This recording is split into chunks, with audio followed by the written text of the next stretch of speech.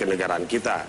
Dalam ketatanegaraan, fungsi DPRD dan pemerintah Kota Palu sebagai mitra sejajar dalam penyelenggaraan urusan pemerintahan daerah menyangkut beberapa hal. Kalau kita mengatakan bahwa dia tidak profesional, ya karena ini berkaitan dengan sumpah dia sendiri. Dia kan mengatakan kepada masyarakat dalam kampanye sampai terpilih, bahkan beberapa kegiatan-kegiatan yang dilakukan pada 1 tahun pertama sebagai wakil kepala daerah, bahwa dia akan berhenti bernyanyi, fokus mengurus masyarakat, dan ini menjadi harapan masyarakat. Kalau kemudian masyarakat menyampaikan kepada DPRD sebagai lembaga penyerap aspirasi tentang kegiatannya yang masih kembali menyanyi, itu tanda bahwa dia melanggar sendiri sumpahnya di hadapan masyarakat. Itu tanda bahwa dia tidak profesional. Karena dia tidak berjanji, dia sendiri yang mengingkari. Kemudian kalau bicara soal kinerja wakil kepala daerah, jelas dalam Kepres juga sudah diatur. Wakil kepala daerah adalah ketua tim penanggulangan kemiskinan. Tapi sampai hari ini kan tidak pernah ada tuh rencana strategi aksi untuk menanggulangi kemiskinan di Kota Palu. Bahkan beberapa pertemuan yang membahas tentang kemiskinan Kota Palu, beliau tidak hadir. Oke, tahan dulu Pak Iqbal. Ini malah lebih sering saya yang hadir. Oke, kita tanyakan ke Pak Pasya apa iya juga betul dalam soal tugas lain. Ya, Pak Pasya, tadi Pak Iqbal mengatakan bahwa dianggap kembali lagi ke dunia musik ini melanggar sumpah jabatan Anda sendiri dan juga bertentangan dengan kinerja wakil kepala daerah yang semestinya berfokus pada hal strategis pembangunan Kota Palu. Tanggapan Anda? Loh, kita ini bukan tidak mau dikritik, kita bukan tidak mau diberikan masukan. Pun ada teguran, paling tidak itu lewat gubernur atau Mendagri gitu loh. Sekarang ketua DPRD kok bicara aturan yang mana? Di pasal 76-77 sudah jelas. Kalau misalnya secara sadar menjadi komisaris, menjadi direksi, atau menjadi pengurus satu badan pusat, saya kan tidak punya itu gitu loh. Kami hanya pelaku seni kok, kami hanya seniman kok. Nah sekarang kalau dianggap bernyanyi itu tidak boleh gitu loh. Ya kenapa selama ini di masyarakat juga selalu saja minta Pasya nyanyi, selalu saja minta Pasya nyanyi. Sekarang apa itu salah gitu loh? Tolong dong sampaikan kepada masyarakat, mulai hari ini Pasya jangan nyanyi di setiap kegiatan, di setiap acara, di setiap apa, supaya saya juga bisa fokus gitu loh. Jangan hanya gara-gara keluar album, tiba-tiba ini dikatakan sebagai sesuatu yang merugikan masyarakat. Loh, masyarakat yang mana yang merasa dirugikan gitu loh? Pak Iqbal, yang mana yang merugikan masyarakat dari Yang mana yang dirugikan masyarakat gitu loh? Kita tanyakan langsung ke Pak Gubernur memberikan statement hari ini bahwa tidak ada persoalan selama kerja-kerja saya sebagai wakil wali kota, baik yang diatur oleh undang-undang maupun tidak. Ada yang terabaikan gitu loh. Sekarang kerja mana yang diabaikan? Gitu loh. Itu kami menghargai apa yang disampaikan oleh Pak Ketua, selama itu tidak berorientasi kepada statement politik gitu loh. Ini kan lucu. Hari ini mohon maaf gitu loh. Hari ini beliau menyatakan kalau bisa Pasya mundur. Loh, urusan apa? Apa urusannya ketua DPRD? Ini kan lucu. Katanya mitra. Gitu loh, katanya sejajar. Tapi kok masukannya kok malah menjatuhkan gitu loh. Di saat kita kerja, di saat kita sudah membuktikan kerja-kerja kita bersama Pak Wali Kota, loh kok Pak Iqbal malah menyarankan kita mundur, ini gimana? Anda sudah melecehkan partai kami, Anda sudah melecehkan pemilih kami, gitu loh. Baik. Ya tolong sebagai ketua DPR juga bicaranya juga harus bermoral dong, ini kan aneh gitu loh. Kok malah nyuruh mundur? Gimana? Kita tanyakan ke Pak Iqbal, silakan Pak Iqbal. Ya, saya tidak terlalu dengar jawabannya. Wakil wali kota, mungkin pengaruh audio studio. Pak Iqbal, tadi dikatakan oleh Pak Pasya bahwa yang mana yang merugikan masyarakat selama tidak melanggar atau selama tidak mengganggu kinerja sebagai wakil wali kota, bukankah ini tidak salah? Begini, kenapa pejabat kepala daerah dan wakil kepala daerah itu ditanggung negara dalam setiap aktivitasnya? Rumahnya dibayarkan, kendaraannya disediakan, kesehatannya, anak, istri semua ditanggung. Itu artinya bahwa mereka diminta fokus untuk mengurusi masyarakat, tidak nyambi. Dan itu jelas juga dalam beberapa aturan. Ya kan? Artinya ketika ada kegiatan nyambi, dan itu tentu saja akan berkaitan dengan kinerja dia sebagai tugas utamanya. Pilihannya jelas mau jadi pekerja seni atau mau jadi pekerja politik. Kan begitu. Soal dia manggung, dia keluarkan album mau 100, mau apa, kita gak ada urusan. Tetapi DPRD itu berkewajiban mengawasi peraturan-peraturan yang diterapkan oleh pemerintah dalam rangka mendukung kinerja pemerintah mencapai tujuan masyarakat. Kan seperti itu. Saya secara pribadi dengan pasien gak ada masalah, dia adik saya. Tetapi sebagai dalam hubungan ketatanegaraan, saya bertugas untuk mengevaluasi kinerja mereka. Sekarang ini kita lagi memeriksa LPJ tahun anggaran 2016 pemerintah Kota Palu. Dan kita sudah temukan beberapa hal yang menurut pandangan DPRD setelah berkonsultasi dengan BPK dan Kementerian Dalam Negeri, ini hal-hal yang harus diperbaiki. Jadi kinerja itu masih banyak yang lemah. Jangan menganggap bahwa sudah bagus kinerja. Kalau sudah bagus kinerja, Palu tidak keluar dari zona kemiskinan dong. Menjadi kota sejahtera dong, kan begitu. Semua masyarakatnya bisa kerja. Nggak ada lagi orang sakit, nggak ada lagi sapi berkeliaran, nggak ada lagi sampah-sampah. Ya kan begitu ukurannya kalau benar-benar kinerja itu sudah bagus. Tetapi tentu saja ada harapan masyarakat, ekspektasi yang tinggi dari masyarakat ketika memberikan suara kepada dia karena pemilihan. Lalu, Pak Iqbal melihat bisa berjalan keduanya? Ya, harusnya berjalan keduanya. Nah, ini kan jelas juga beberapa, misalnya yang paling dekat ini dalam Undang-Undang 23 Pasal 55 kan jelas disebutkan wakil kepala daerah itu melaksanakan tugas yang diberikan oleh kepala daerah secara tertulis dan dibuatkan partai integritas. Sudah dibuat oleh Pak Wali Kota kan sudah diberikan tugas advokasi, investigasi dan penyelesaian masalah-masalah reklamasi, masalah pertambangan ilegal, masalah penataan pasar, sumber-sumber ekonomi. Dan itu dilaporkan kepada Muspida 6 bulan setelah itu.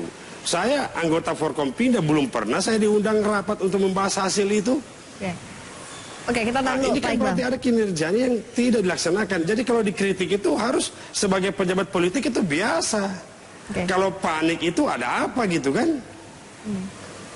Hal yang biasa, saya sendiri dikritik tiap hari. Tapi saya pekerja politik, saya biasa itu. Menuju pendewasaan itu biasa.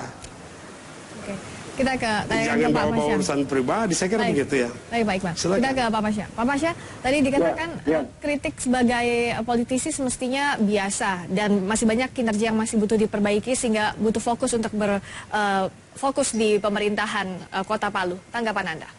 Ya kritik yang bagaimana, Mbak Friska, gitu loh. Ini kok kritik tapi minta mundur gitu loh.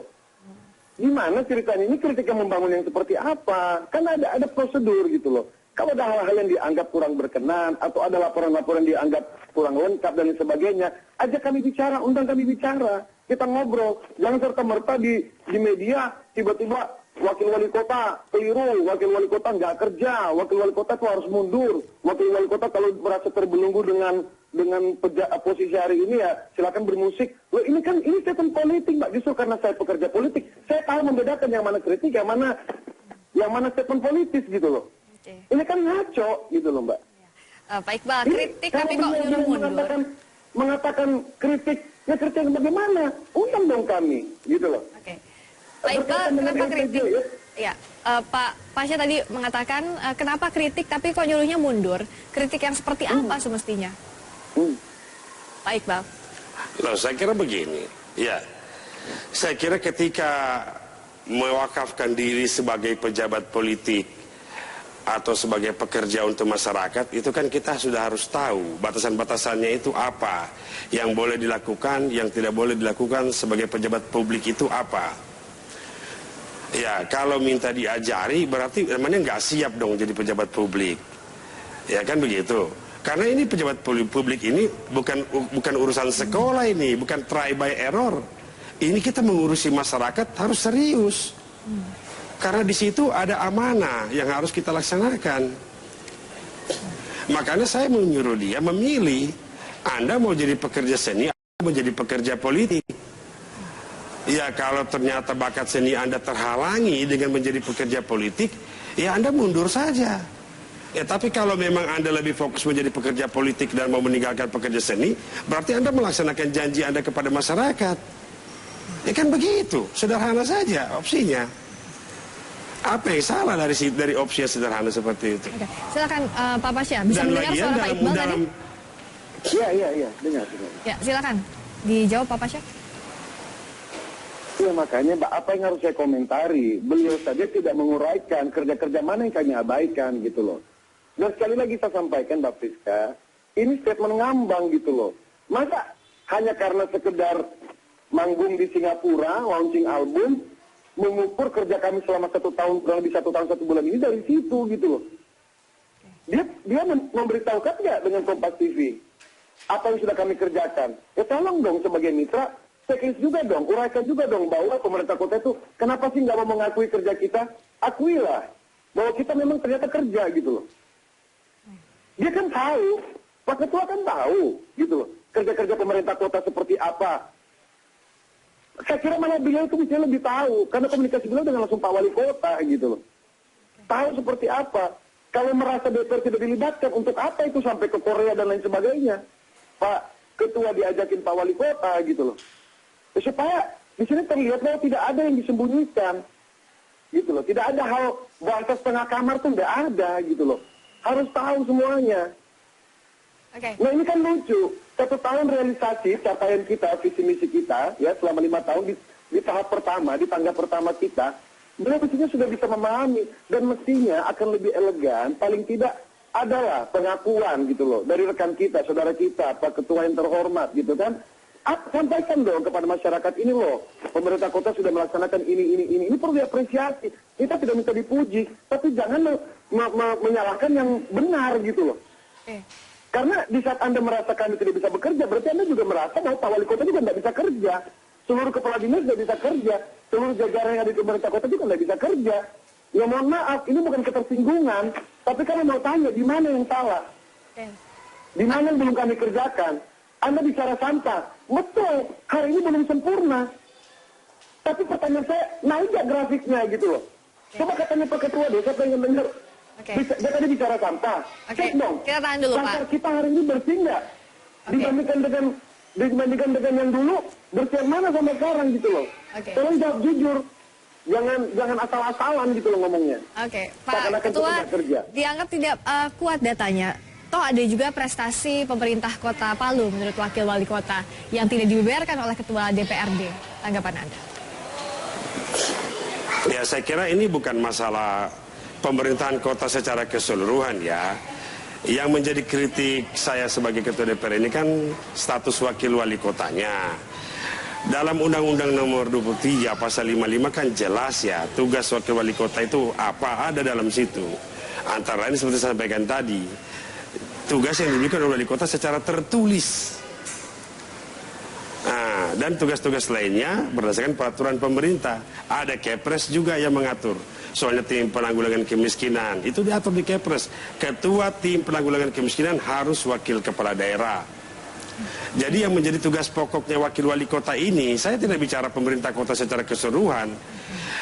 Saya sendiri dalam setiap momentum bertemu dengan masyarakat pasti menyampaikan keberhasilan pemerintah kota.